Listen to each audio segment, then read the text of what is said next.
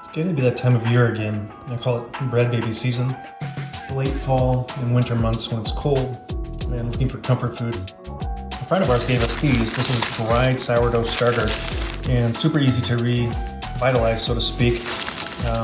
There's a precise recipe, but I tend to make up my own recipes in general, and so I took a few flakes of this in some warm water, let it sit for a little bit, started feeding it flour, and here we are. This is day 2, and haven't quite doubled in volume, but you can see from the bubbles here that we are getting some fermentation. It's just CO2 being released as the microorganisms sort of eat the food in the flour, so to speak.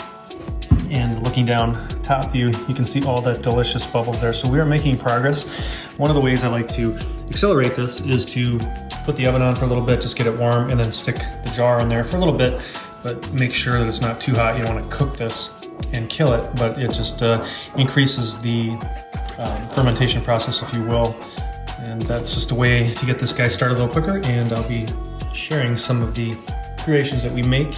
And super stoked that my wife and I launched the Off-Grid plant-based cookbook. It was for pre-sale for a while. We finally finished it up, and it is live today on Gumroad and Amazon and all the usual places, so check it out. Links below the video. So I'm in the process of getting rolling here. I left this on top of our stove. We're in a new house here. It's gas, and you can see it got a little too warm and actually cooked the back of the starter.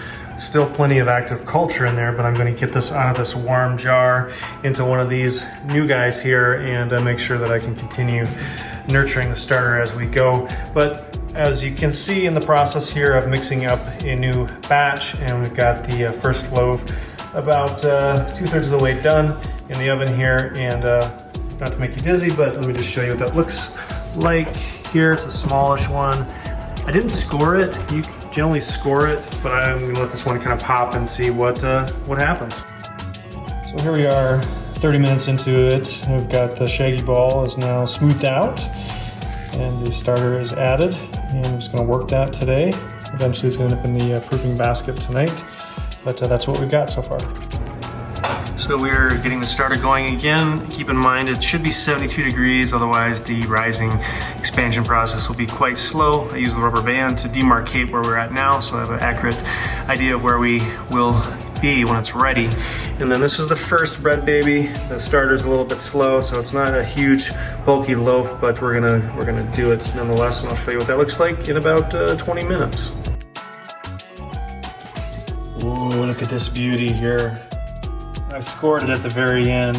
I forgot to do that ahead of time, otherwise it would have popped and looked a little bit better. Sometimes I just let it pop on its own, but you typically will uncover this for the last desired amount of time. I did it for 10 minutes because I wanted it to be a little softer and not such a hard crust. And so this is 25 minutes covered and 10 minutes uncovered at 425.